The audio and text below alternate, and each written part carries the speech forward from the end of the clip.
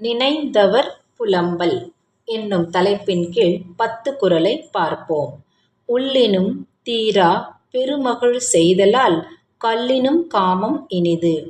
உண்டபோது மட்டும் மகிழ்ச்சி தரும் கள்ளைவிட நினைத்தாலே நெஞ்சினிக்கச் செய்யும் காதல் இன்பமானதாகும். எனைத்தொன்றினி தேகாண் காமந்தாம் வீழ்வார் நினைப்ப வருவதொன்றில். விரும்பி இணைந்த காதலர் நினைத்ததால் பிரிவின் போது வரக்கூடிய துன்பம் வருவதில்லை. எனவே எந்த வகையிலும் காதல் இனிதேயாகும்.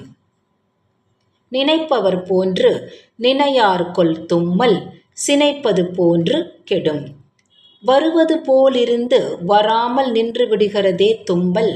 அதுபோலவே என் காதலரும் என்னை நினைப்பது போலிருந்து நினைக்காது விடுகின்றாரோ. யாமும் உளேங்கொல் அவர் நெஞ்சத்தென் நெஞ்சு தோவோ உளரே அவர். என் நெஞ்சை விட்டு நீங்காமல் என் காதலர் இருப்பது போல அவர் நெஞ்சை விட்டு நீங்காமல் நான் இருக்கின்றேனா? தன் நெஞ்சத் தெம்பை கடிக்கொண்டார் நானார்கொல் எம் நெஞ்சத் தோவா வரல். அவருடைய நெஞ்சில் எனக்கு இடம் தராமல் இருப்பவர் என் நெஞ்சில் மட்டும் இடைவிடாமல் வந்து புகுந்து கொள்வதற்காக வெட்கப்பட மாட்டார் போலும். மற்றியான் என்னுளேன் மன்னோ அவரொடு யான் உற்ற நாள் உள்ள உளேன். நான் அவரோடு சேர்ந்திருந்த நாட்கள் நினைத்துதான் உயிரோடு இருக்கிறேன். வேறு எதையும் நினைத்து நான் உயிர் வாழ முடியுமோ?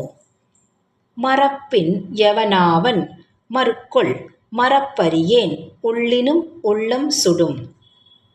மறதி என்பதே இல்லாமல் நினைத்து கொண்டிருக்கும் பொழுது பிரிவுத் துன்பம் சுட்டுப் பொசுக்குகிறதே. நினைக்காமல் மறந்துவிட்டால் என்ன ஆகுமோ? எனைத்து நினைப்பினும் காயார் அனைத்தன்றோ காதலர் செய்யும் சிறப்பு. எவ்வளவு அதிகமாக நினைத்தாலும் அதற்காக காதலர் என் மீது சினம் கொள்ள மாட்டார். அவர் எனக்கு செய்யும் பெரும் உதவி அதுவல்லவா. விளியுமென் இன்னுயிர் வேறெல்லாம் என்பார் அளியின்மை ஆற்ற நினைத்து. நாம் ஒருவரே வேறு வேறு அல்லர் எனக் கூறிய காதலர் இரக்கமில்லாதவராக என்னை பிரிந்து சென்றுள்ளதை நினைத்து வருந்துவதால் என்னுயிர் கொஞ்சம் கொஞ்சமாக போய்கொண்டிருக்கிறது. விடா அது சென்றாரை கண்ணினால் காண படா அதி வாழி மதி.